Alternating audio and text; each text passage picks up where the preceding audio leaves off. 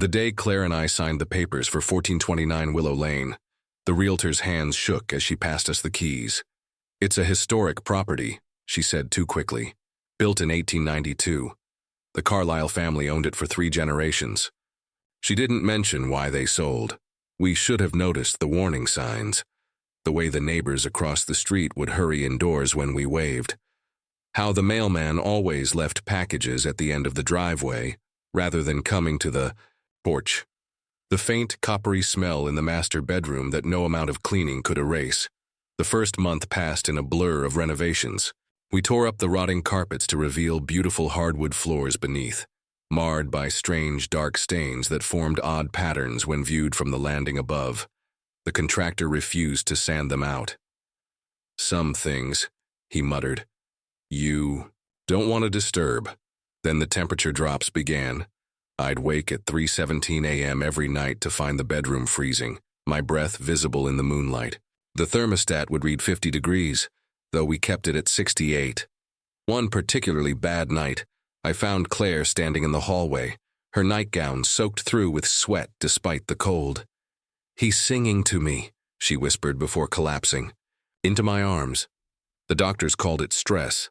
The sleep specialist prescribed Ambien. The priest we eventually called took one look at the attic access panel in our closet and refused to go upstairs. It was the photographs that convinced me we weren't.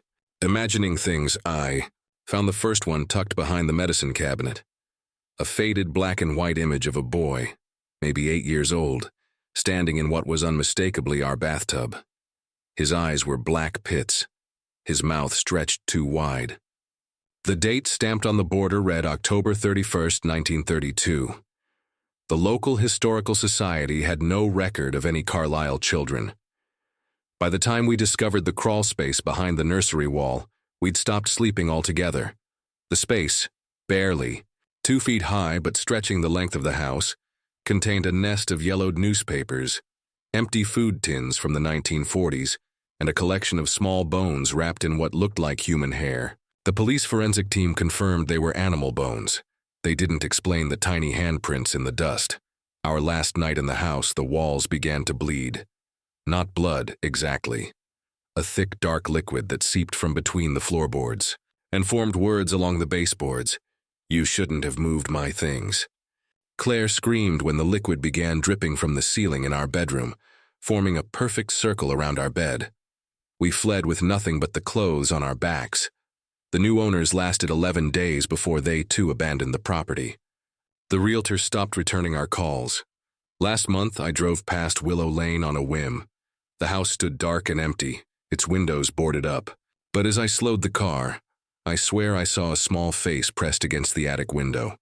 Pale, grinning, its fingers tapping against the glass in a slow, steady rhythm. 3 taps, pause, 2 taps. The same pattern we used to hear inside our walls every night at 3:17 a.m.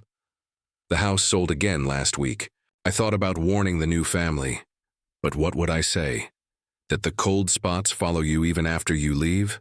That our new apartment's walls sometimes whisper in a child's voice?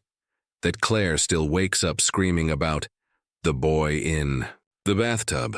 Some houses aren't empty when you move in, and some tenants never leave.